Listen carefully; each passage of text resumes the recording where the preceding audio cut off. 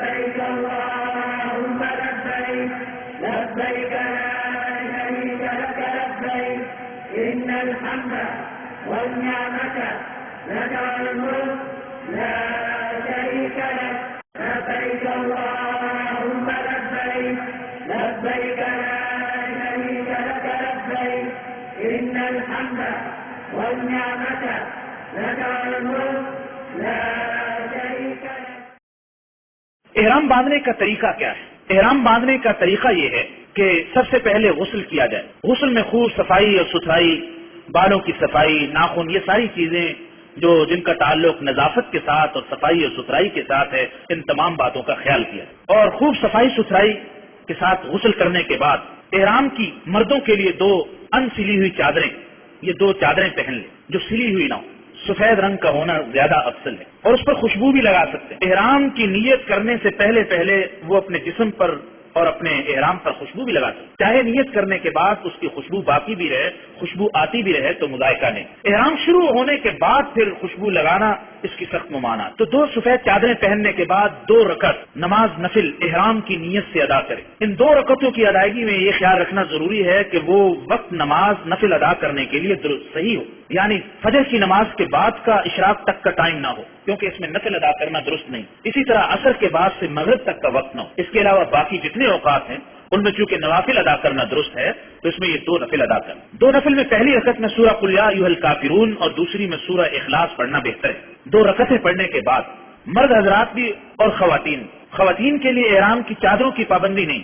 ان کا جو اپنا لباس ہے وہی احرام. ان کے لیے لباس کے حوالے سے کوئی پابندی نہیں، سوائے صرف ایک پابندی کے کہ ان کے نقاب کا کپڑا ان کے چہرے پر نہ لگے. بس اس کے علاوہ ان کے لیے احرام کی کوئی پابندی نہیں. ان کے لیے جو بھی لباس جیسا بھی چاہے جوتا پہنے، جیسا چاہے لباس پہنے، ان کے لیے پابندی نہیں. مردوں کے لیے احرام میں ایک لباس کی پابندی اور دوسرا جوتے کی پابندی. جوتا ایسا ہونا چاہیے جس میں پاؤں کی 3 چیزیں کھلی ہوئی ہوں. نمبر 1، پاؤں کی جو ابری ہوئی ہڈی ہے، پنجے کے اوپر جو ابری ہوئی ہڈی، یہاں سے اوپر سارا حصہ کھلا ہونا چاہیے. نمبر 2، دونوں ٹخنے کھلے ہونے چاہیے. نمبر 3، ٹخنوں کے بالکل سیدھ میں پیچھے جو ایڑی کی موٹی رگ ہے یہ بھی کھلی ہونی چاہیے. لہذا جس جوتے میں یہ 3 باتیں پائی جائیں، 3 چیزیں کھلی ہوئی ہوں، احرام کے لیے وہ جوتا بالکل صحیح ہے. اس بات کا خیال رکھتے ہوئے احرام کا جوتا خریدنا چاہیے. بعض رات جوتا لینے میں، اور آج کل ایسے مارکیٹ میں جوتے ملتے ہیں، وہ ایڑی وہ جو ابری ہڈی تو کھلی ہوتی ہے لیکن اوپر ایک ایسی پٹی لگی ہوتی ہے جس سے پنڈلی کی ہڈی کو آخر سے قابو کیا ہوتا ہے اس پٹی کے ذریعے. وہ یاد رکھیے وہ درست نہیں. اس لیے ابری ہڈی سے اوپر تک پورا حصہ کھلا ہونا چاہیے. اس کے لیے سب سے بہتر کینچی چپل ہے، اس میں جو آرام دہ ہو وہ اگر انتخاب کر لیا جائے تو زیادہ بہتر. تو 2 رکعت نماز احرام کی نیت سے پڑھنے کے بعد عمرے کی نیت سے یہ دعا کریں، اللہم انی ارید العمرۃ فیسرھا لی وتقبلھا منی. اس کا ترجمہ یہ ہے، اللہ میں آپ کی رضا کے لیے عمرے کا ارادہ کرتا ہوں، آپ اس عمرے کو قبول فرما لیجئے اور اس عمرے کو آسان فرما دی. تو اس طرح نیت کرنے کے بعد عمرے کی 3 مرتبہ تلبیہ پڑھا جائے گا. لبیک اللہم لبیک لبیک لا شریک لک لبیک ان الحمد والنعمت لک والملک لا شریک لک. آپ بھی میرے ساتھ پڑھیں گے، لبیک اللہم لبیک لبیک لا شریک لک لبیک ان الحمد والنعمت لک والملک لا شریک لک لبیک اللہم لبیک لبیک لا شریک لک لبیک ان الحمد والنعمت لک والملک لا شریک لک. اس طرح 3 مرتبہ تلبیہ اگر نیت کر کے پڑھ لیا جائے تو احرام شروع ہو جاتا ہے.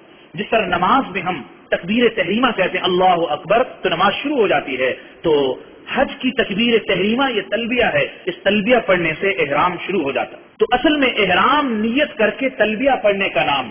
اس میں چونکہ پابندی ہے ایسی 2 چادروں کی، اس لیے پہلے سے وہ پہن لی جاتی. اور اگر کہیں دوبارہ احرام بدلنا پڑے اور چادریں تبدیل کرنا پڑے، اس سے اس نیت پر کوئی فرق نہیں پڑتا. احرام کی چادریں میلا ہونے پر یا ناپاک ہونے پر تبدیل بھی کی جا سکتی ہیں، اتاری بھی جا سکتی ہیں، منع نہیں. تو احرام شروع ہونے کے بعد اب احرام کی پابندیوں کا خیال رکھنا ہوگا. ان پابندیوں میں سب سے اہم پابندی تو یہ ہے کہ ہر قسم کی خوشبو سے، خوشبو والے صابن سے بچنا ہے. اس سے بہت زیادہ احترام بھول چوک ہو جاتی. خوشبو والا ٹشو استعمال کر لیا، خوشبو والا صابن بے دھیانی میں، لہذا اس بات کا خوب خیال رکھنا ہے. اسی طرح مرد حضرات ان کے چہرے پر، ان کے سر کے اوپر کپڑا نہ لگے. سر کو کھلا رکھنا اور چہرے کو کھلا رکھنا لازم ہے. اور خواتین کے لیے پابندی یہ ہے کہ وہ ایسا ہیٹ پہنے کہ ان کے نقاب کا کپڑا ان کے ہیٹ کے اوپر سے آئے، ان کے چہرے کو کپڑا نہ لگے، پردہ بھی حاصل ہو جائے، پردے کی جو پابندی ہے وہ بھی پوری ہو جائے، اور ساتھ ساتھ احرام کی پابندی کا بھی خیال ہو جائے کہ وہ کپڑا ان کے چہروں کو مس نہ کرے، ٹچ نہ کرے۔ اور اس کے علاوہ بالوں کو، ناخن کا کاٹنا، بالوں کا توڑنا، یہ ساری چیزیں منع ہیں۔ کچھ حرم کی پابندیاں بھی ہیں، کچھ احرام کی پابندیاں ہیں۔ یہ مضمون انشاءاللہ احرام کی پابندیاں اور حرم کی پابندیاں یہ میں آخر میں عرض کروں۔ جب احرام شروع ہو جائے تو احرام کے بعد سب سے فضیلت والا ذکر تلبیہ ہے، اس لیے تلبیہ کا خوب اہتمام کرنا چاہیے۔ مرد حضرات بلند آواز سے تلبیہ پڑھیں اور خواتین آہستہ آواز سے تلبیہ پڑھیں۔ ایک حدیث میں رسول اللہ صلی اللہ علیہ وسلم سے پوچھا گیا، یا رسول اللہ صلی اللہ علیہ وسلم ای الحج افضل، سب سے زیادہ فضیلت والا حج کون سا ہے؟ فرمایا العج والسج، جس حج میں تلبیہ کا شور زیادہ ہو اور قربانی خوب ہو، یعنی جانوروں کا خون بہایا جائے، قربانیاں خوب کی جائیں، یہ حج سب سے زیادہ فضیلت ہے۔ اب ان دونوں باتوں میں آج کل بڑی غفلت۔ تلبیہ کے حوالے سے تو بس ایک مرتبہ تلبیہ چپکے سے پڑھا، اس کے بعد پورا سفر خاموشی میں گزرتا۔ اس غفلت کو دور کرنے کی بہت زیادہ ضرورت۔ تلبیہ اونچی آواز سے پڑھنا چاہیے، اور اس تلبیہ میں ایک آداب میں ہے، جب بھی اوپر چڑھائی کی طرف چڑھیں، اترائیں، سامنے سے قافلہ آئے، نمازوں کے بعد وقفے وقفے سے تلبیہ پڑھنا چاہیے۔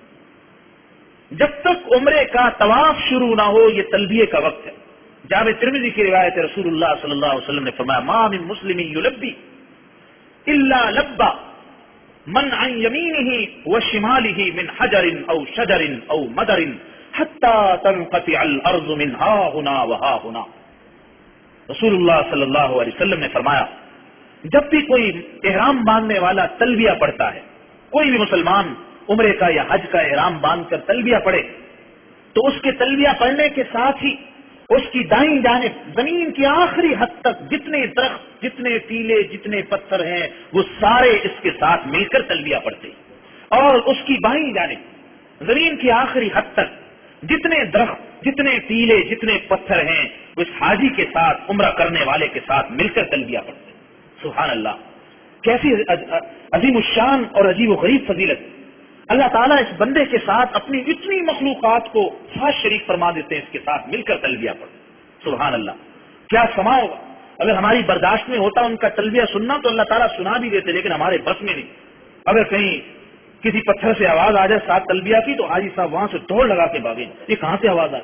اس لیے ہم برداشت نہیں کر سکتے، اس لیے اللہ تعالیٰ نے بہت ساری چیزیں پردے میں رکھی، ورنہ یہ باتیں بالکل حق ہیں اور سچ ہیں، اس میں کوئی شک و شبہ کی گنجائش نہیں۔ وَإِن مِّن شَيْءٍ إِلَّا يُسَبِّحُ بِحَمْدِهِ وَلَٰكِن لَّا تَفْقَهُونَ تَسْبِيحَهُ۔ اللہ تعالیٰ نے فرمایا ہر چیز، زمین میں کوئی چیز بھی ایسی نہیں جو اللہ تعالیٰ کی پاکی بیان نہ کرے، تسبیح نہ کرے، لیکن تم ان کی تسبیح کو سمجھ نہیں سکتے۔ تو احرام کے ساتھ تلبیہ کی کثرت ہونی، جیسے ہی حدود حرم میں داخلہ ہو اس وقت بھی تلبیہ کثرت سے پڑھیں، جب مکہ المکرمہ کی آبادی نظر آئے اس وقت بھی تلبیہ کثرت سے پڑھیں۔ پھر سب سے پہلے ہوٹل میں پہنچ کر اپنے کمرے میں سامان وغیرہ ساری چیزیں پہنچانے کے بعد تسلی سے، اگر تھکاوٹ ہو تو تھکاوٹ کو اتار کر نشاط کے ساتھ حرم شریف میں حاضری دینی چاہیے۔ ایسا نہ ہو کہ تھکاوٹ میں جوش و جذبے بھاگم بھاگ وہاں پہنچے اور پھر انسان اپنی تھکاوٹ سے مجبور ہو کر اس کا دھیان مسلسل لگا ہوا، اسی طرح یہ عمرہ جلدی ختم اور میں واپس ہوٹل میں پہنچوں۔ اس سے کئی زیادہ بہتر ہے کہ پہلے اپنی تھکاوٹ کو اتارے اور نشاط کے ساتھ آئے، تاکہ حرم میں عبادات میں، دعاؤں میں، طواف میں اس کا دل لگا۔